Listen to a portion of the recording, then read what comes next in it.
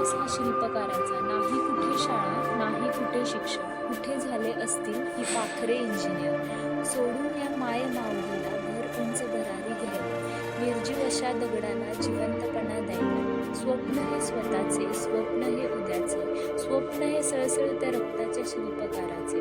मातीला आकार देणारा, मातीत जिवंतपणा ओतणारा, खरा तो शिल्पकार.